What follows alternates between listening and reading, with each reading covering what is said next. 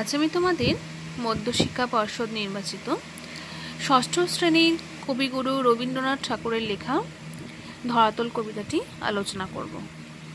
আমরা শুরুতেই কবিগুরু সম্বন্ধে সংক্ষিপ্ত কয়েকটি কথা জেনে নেব। কবিগুরু রবীন্দ্রনাথ ঠাকুর 1861 খ্রিস্টাব্দে কলকাতার জোড়াসাঁকোর ঠাকুরবাড়িতে জন্মগ্রহণ করেছিলেন। ঠাকুরবাড়ি থেকে প্রকাশিত ভারতীয় বালক পত্রিকায় তিনি নিয়মিত লিখতেন। কথা কাহিনী, সহজপাঠ, রাজর্ষি, শিশু ভোলানাথ প্রভৃতি ছোট ছোট শিশুদের রচনা কিশোর মনকে আলোড়িত করত। দীর্ঘ জীবনে অজস্র কবিতা, গান, ছোট গল্প, উপন্যাস, প্রবন্ধ লিখেছেন এবং শুধু তাই নয়, ছবিও এঁকেছেন। 1913 সালে সং অফারিংস, যেটির বাংলা নাম হচ্ছে গীতাঞ্জলি, এই বইটির জন্য তিনি এশিয়ার মধ্যে প্রথম নোবেল পুরস্কার পান।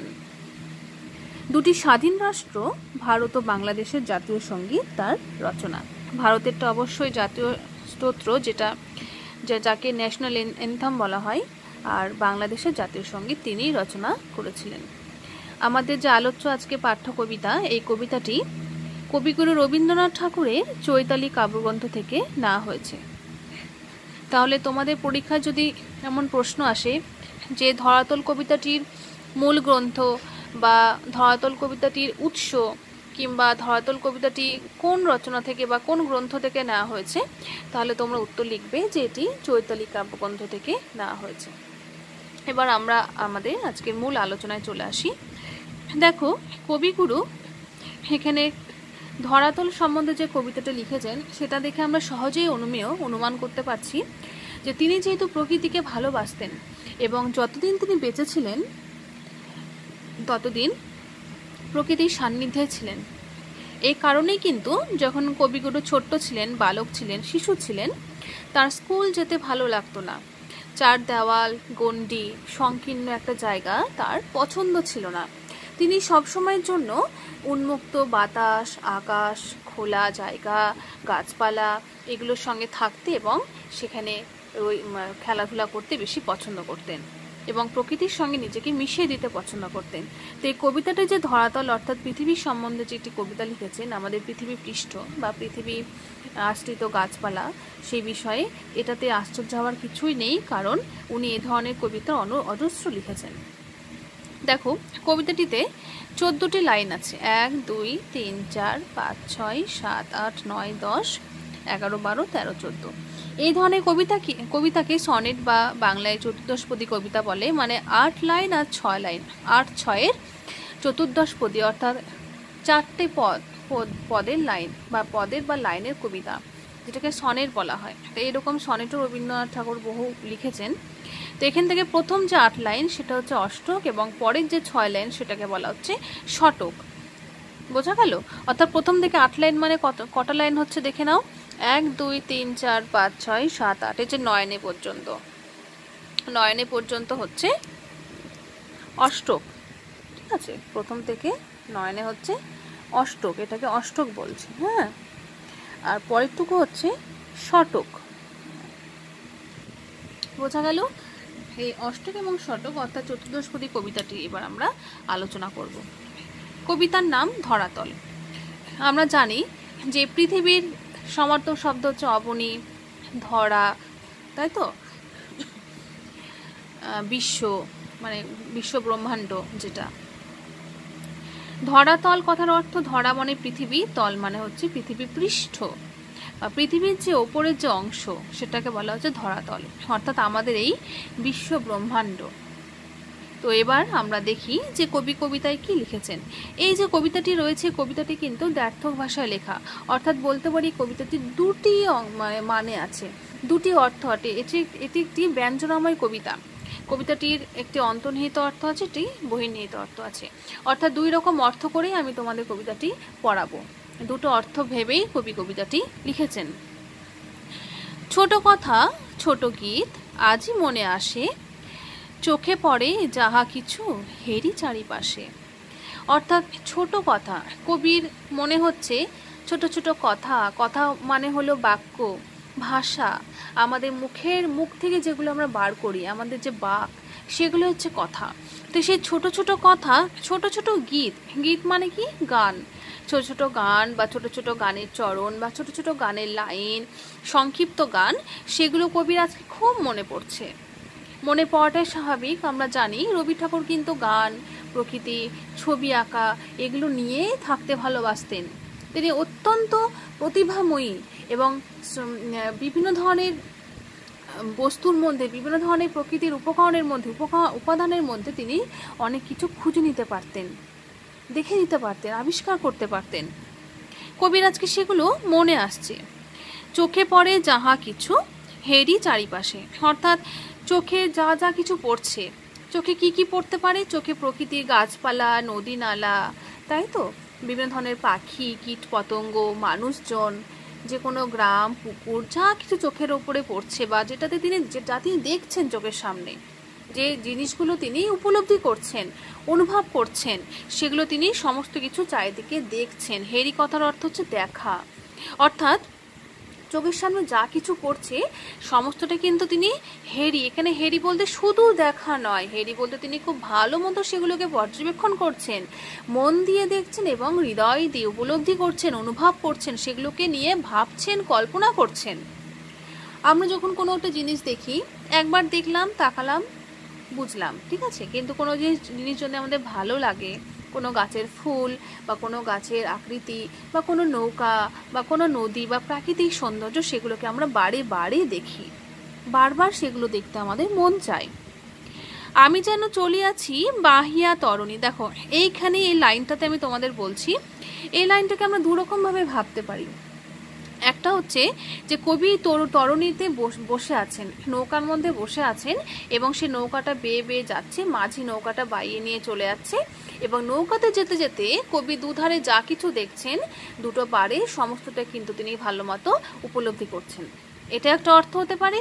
আর একটা অর্থ হতে পারে আমি যেন চলিয়াছি বাহিয়া তরণী, অর্থাৎ তরণী বলতে এখানে কবি তার নিজের জীবনকে বলেছেন। আমাদের যে জীবন, অর্থাৎ জন্ম থেকে, আমাদের জন্মগ্রহণের পর থেকে মৃত্যু পর্যন্ত যে আমাদের জীবন কাঠামো বা আমাদের যে জীবনের চলা বা আমাদের যে জীবনের গতি, সেই জীবনের মধ্যে কতগুলো পার্ট থাকে। প্রথমে শিশু থাকি, তাই না, তারপরে বালক হই, তারপরে কৈশোর, যৌবন, প্রৌঢ়ত্ব, বার্ধক্য, এগুলো যে পরপর স্টেজগুলো আসে। এই সারাটা জীবনকে কবি তরণীর সঙ্গে তুলনা করেছেন। অর্থাৎ আমি যেন চলিয়াছি বাহিয়া তরণী, আমি আমার জীবনটাকে, অর্থাৎ জীবনে একটা জায়গায় স্থির হয়ে আছি, আমি আমার জীবনের এমন একটা জায়গায় আছি যেখানে দাঁড়িয়ে আমি চারিদিকে সবকিছু দেখছি। কুলে কুলে দেখা যায় শ্যামল ধরণী, অর্থাৎ কুলে কুলে, কুল কথার অর্থ হচ্ছে নদীর উপকূল বা নদীর কুল বা নদীর তীর, যেটাকে আমরা পাড় বলি। নদীর সাইডে, নদীর চারিপাশে যে অংশগুলো থাকে সেগুলোকে বলা হয় নদীর কুল। তো সেই নদীর কূলে বা নদীর পাড়ে কি দেখা যাচ্ছে? শ্যামল ধরণী, অর্থাৎ সবুজ। শ্যামল কথার অর্থ সবুজ ধরণী। ধরণী মানে কিন্তু পৃথিবী। এখানে পৃথিবী অর্থে সবুজ সবুজ গাছপালাকে কবি বুঝিয়েছেন। অর্থাৎ চারিধারের যে সবুজ গাছপালা, চারিধারের যে সবুজ দৃশ্য, চারিধারের যে সবুজ মহিমা, সবটাকেই কিন্তু নিয়ে কবি এখানে ধরণী বলেছেন। সবই বলে যাই যাই নিমেষে নিমেষে। যেমন এই লাইনটার দুটো অর্থ আছে। ধরো আমি নৌকা করে যাচ্ছি, মানে কবি নৌকা করে যাচ্ছেন, যেতে যেতে যে জিনিসগুলো দেখছেন সেগুলো কিন্তু মুহূর্তে পাশ কাটিয়ে চলে যাচ্ছে। যখন আমরা ট্রেনে কিংবা বাসে যাই বা কোনো গাড়িতে যাই, তখন খেয়াল করবে যে চারিধারে দোকান, কাছারি, বাড়িঘর, গাছপালা, নদী, পুকুর, যা কিছু থাকে সেগুলোকে আমরা পাশ কাটিয়ে চলে যাই। সব কিছু যেন মুহূর্তের মধ্যে যায় যায় বলছে। অর্থাৎ কোনো কিছুই আমরা স্থিরভাবে তাকিয়ে থাকতে পারি না, মানে কোনো কিছুরই স্থায়িত্ব নেই। এটা একটা অর্থ হতে পারে যে তিনি যাচ্ছেন, যেতে যেতে সবকিছু চোখে চারিপাশে দিয়ে চলে যাচ্ছে। আর একটা হতে পারে যে সবই বলে যাই যায় নিমেষে নিমেষে, অর্থাৎ আমাদের জীবনে, আমাদের জীবন কি স্থায়ী? বলো দেখি তোমরা, স্থায়ী নয়। অর্থাৎ আমাদের যে জন্ম হলে মৃত্যু হবেই, মৃত্যুটা অবশ্যম্ভাবী, এটা কিন্তু কেউ কখনো আটকাতে পারে না। যেমন বঙ্গভূমির প্রতি কবিতায় মধুসূদন লিখেছিলেন যে জন্মিলে মরিতে হবে, অমর কে কথা কবে। অর্থাৎ মানুষ হোক, কীটপতঙ্গ হোক, জন্তু জানোয়ার হোক, প্রাণী হোক, যার প্রাণ আছে তাদের অবশ্যই মৃত্যুবরণ করতে হবে। এই পৃথিবীতে কিন্তু কোনো কিছু স্থায়ী নয় বা পার্মানেন্ট নয়। তাই কবি বলছেন যে সব কিছু যেন মনে হচ্ছে যাই যায়, অর্থাৎ যা কিছু দেখছি বা যা কিছু আছে সবটাই যেন মুহূর্তের মধ্যে চলে যাওয়ার জন্য তৈরি হচ্ছে। ক্ষণকাল দেখি বলে দেখি ভালোবেসে, ক্ষণকাল দেখি বলে দেখি ভালোবেসে, অর্থাৎ ক্ষণকাল দেখি, কিছু সময়ের জন্য দেখি। ধরো এই লাইনটা হচ্ছে, যখন কোনো কিছু আমরা অল্প সময়ের জন্য দেখি বা কোনো কিছু যখন আমরা অল্প সময়ের জন্য হাতে পাই, তখন কিন্তু সেটাকে আমরা পুরোপুরিভাবে ভালোবেসে দেখে নিতে চাই। কারণ আমরা জানি যে জিনিসটাকে আমরা পর মুহূর্তে দেখতে পাবো না বা পর মুহূর্তে জিনিসটা আমার থেকে চলে যাবে। সেটা কোনো জিনিস হোক কিংবা কোনো মানুষ হোক কিংবা কোনো প্রকৃতি হোক। ধরো একটা সুন্দর দেখে পেন্সিল বক্স তোমাকে দিয়ে দেওয়া হলো, দিয়ে বলা হলো যে এটা তুমি 5 মিনিটের জন্য তুমি পাবে। তখন তুমি কি করবে? 5 মিনিটের জন্য পাবে বলে সেটাকে ভালো মতো দেখে নেবে, তাই না? কোনো জিনিস যখন আমরা অল্প সময়ের জন্য পাই বা অল্প মুহূর্তের জন্য পাই, সেটার প্রতি আমাদের ভালোবাসা যেন একদম অন্য মাত্রায় থাকে, তখন তাকে আরো বেশি করে আমরা ভালোবাসি। তীর হতে সুখ দুঃখ, দুঃখ সুখ দুই ভাই বোনে, মোর মুখ পানে চাই করুণ নয়নে। তীর হতে, দেখো আগে বললাম যে কবিতাটি দুটো অর্থ। যে কবি যদি সে তরণীতে অর্থাৎ নৌকা করে বয়ে যাচ্ছেন নদীর ওপর দিয়ে, তখন তিনি দেখতে পাচ্ছেন যে তীর হতে, তীর থেকে দুটো ভাই বোন মানে একজন ভাই একজন বোন করুণ নয়নে দুঃখ দুঃখ মন ভরা নিয়ে কবির দিকে তাকিয়ে আছে। এটা একটা হতে পারে অর্থ। আর একটা হতে পারে যে কবি তার জীবন নদীতে, অর্থাৎ যে জীবনের মধ্যে তিনি দাঁড়িয়ে আছেন, যে তরণী রূপ জীবনের মধ্যে তিনি আছেন, সেখানে সুখ দুঃখকে দুই ভাই বোন বলে তুলনা করেছেন। অর্থাৎ আমাদের জীবনে সুখ যেমন আসে, সুখের পরে দুঃখ কিন্তু আসবেই।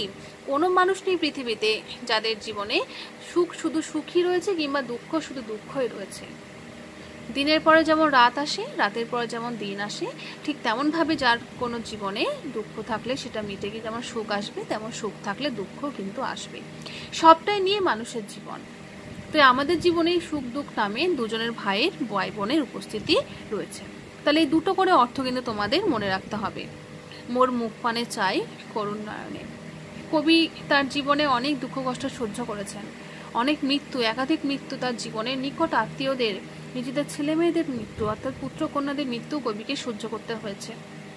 এমন একটা সময় ছিল যে সময় কবি প্রচণ্ড শক্তি সঞ্চয় করেছিলেন এই সমস্ত দুঃখ কষ্ট সহ্য করবার জন্য। নিজে অত্যন্ত অসহায় হয়ে পড়েছিলেন। কবি সেই সুখ দুঃখের কথা এখানে বলছেন। তাহলে এখানে প্রথমে দেখো 8টি লাইনের আলোচনা হলো অষ্টক। এবার আমরা যাব শতকে, অর্থাৎ পরের 6 লাইন। ছায়াময় গ্রামগুলি দেখা যায় তীরে, মনে ভাবি কত প্রেম আছে তাকে ঘিরে। এরপরের স্তবকে আমরা দেখছি ছায়াময় গ্রাম, অর্থাৎ গ্রামগুলো ছায়াময়, ছায়ায় ঘেরা। গ্রাম কেন ছায়ায় ঘেরা? কারণ সে গ্রামে প্রচুর গাছপালা রয়েছে, বড় বড় গাছ রয়েছে, তাল গাছ, সুপুরি গাছ, খেজুর গাছ, আম গাছ, কাঁঠাল গাছ এবং অন্যান্য অনেক গাছ। আমরা জানি যেখানে যত বেশি গাছ সেখানে কিন্তু তত বেশি ছায়া। তো সেই ছায়াওয়ালা যে গ্রামগুলো আছে সে গ্রামগুলো যেন দূর থেকে, তীর থেকে দেখা যাচ্ছে। মনে ভাবি কত প্রেম আছে তারে ঘিরে। কবি মনে মনে ভাবছেন যে গ্রাম, সে গ্রামের মানুষজন, সে গ্রামে বসবাসকারী প্রত্যেকের মনে কত ভালোবাসা, কত দয়া, কত করুণা। সবাই একে অপরের প্রতি কত যত্ন, কত দায়িত্ব নিয়ে সেখানে বাস করছে। যবে চেয়ে চেয়ে দেখি উৎসুক নয়নে, আমার পরাণ হতে ধরার পরাণে। অর্থাৎ যখন চেয়ে চেয়ে দেখছি আমি, খুব উৎসুক, অর্থাৎ উৎসুকতার অর্থ হচ্ছে যে কোনো কিছু দেখার জন্য আমার যে আগ্রহ, কোনো কিছু দেখার জন্য আমি ছটফট করছি, আমার চোখ দুটো যেন ছটফট করছে, দেখতে চাইছে, আগ্রহী হয়ে উঠছে, সে নয়নকে বলা হয় উৎসুক নয়ন।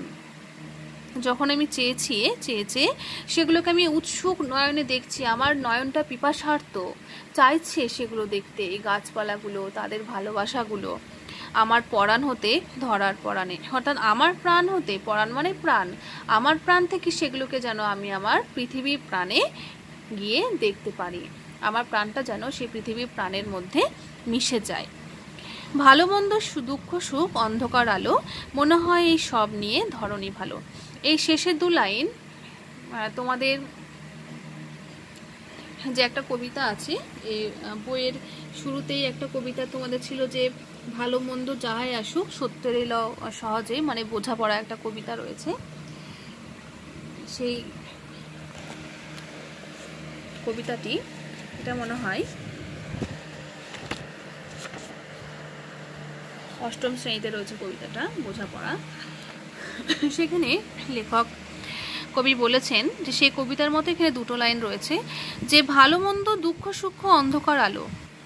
ভালো মন্দ অর্থাৎ খারাপ ভালো, দুঃখ সুখ, অন্ধকার আলো, এই সব নিয়ে কিন্তু আমাদের ধরনীটা পৃথিবীটা ভীষণ ভালো।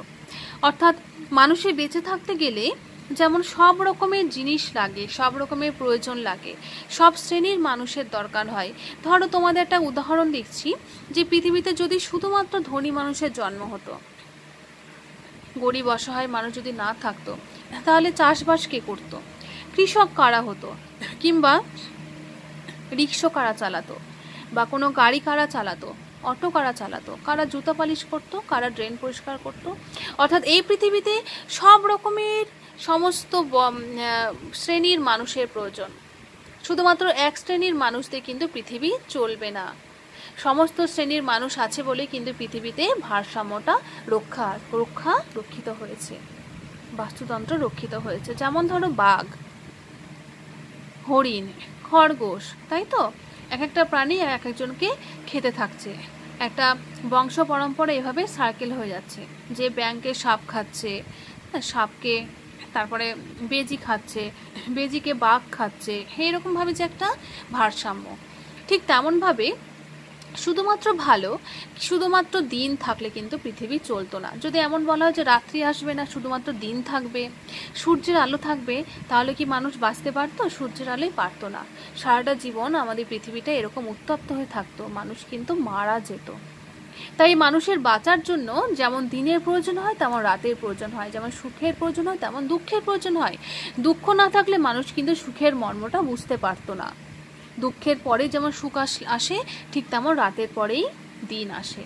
রাত আসে বলেই কিন্তু মানুষ দিনের মর্ম বোঝে, বা দিন থাকে বলে মানুষ রাতের মর্ম বোঝে। এই ব্যাপারগুলো মানুষে বুঝতো না। তাই কবি বলছেন যে আমাদের বেঁচে থাকার জন্য আমাদের জীবনে সুখ দুঃখ ভালো মন্দ দিন রাত্রি সমস্তটা প্রয়োজন, সমস্ত মিশিয়েই আমাদের জীবন। আমাদের চলার পথে আমাদের পা দুটোকে মজবুত করতে হবে। যদি কোনো বিপদও আসে তাহলে আমরা কিন্তু সংঘবদ্ধভাবে হাতে হাত রেখে সেই বিপদকে অতিক্রম করব।